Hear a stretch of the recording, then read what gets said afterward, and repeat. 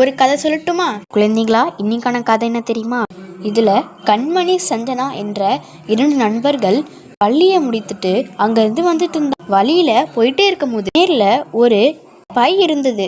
அந்த பைய பார்த்த கண்மணி ஓடி போய் அந்த பைய ஓபன் பண்ணி பார்த்தா. அதை திறந்து பார்க்கும் போது அதுல காசு இருந்தது. அந்த காசை பார்த்த கண்மணி பேராசையில் இந்த காசில் நம்மளே எடுத்துகிட்டு போய் சுற்றி நம்மளுக்கு பிடிச்சதெல்லாம் வாங்கலான்னு சஞ்சனா கிட்ட சொன்னான். அதுக்கு சஞ்சனா என்ன தெரியுமா சொன்னா?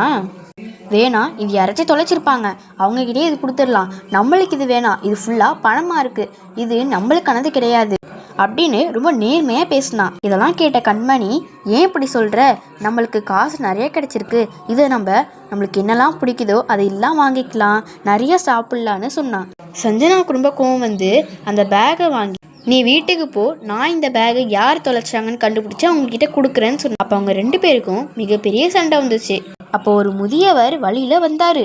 முதியவர் கண்மணிக்கிட்டையும் சஞ்சனா கிட்டையும் இருந்த அந்த பேக்கை பார்த்து, ஏம்மா, இந்த பை என்னோடது, உங்களுக்கு எங்கம்மா கிடைச்சிச்சின்னு கேட்டேன். பார்த்த சஞ்சனா, முதியவரே, இது உங்களோடதா, இந்தாங்க, நீங்களே வச்சுக்கோங்க, இது கீழே கிடந்துச்சு, நாங்கள் எடுத்தோம், இந்தாங்கன்னு கொடுத்தா. அப்போ அந்த முதியவர் என்ன தெரியுமா சொன்னார்?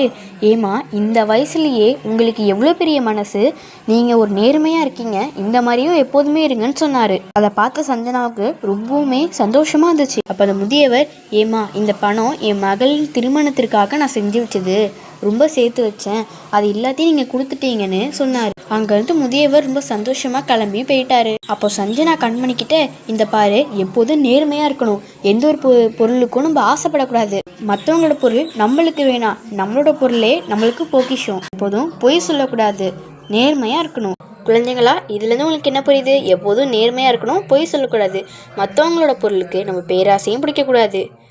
எல்லாருக்கும் நன்றி.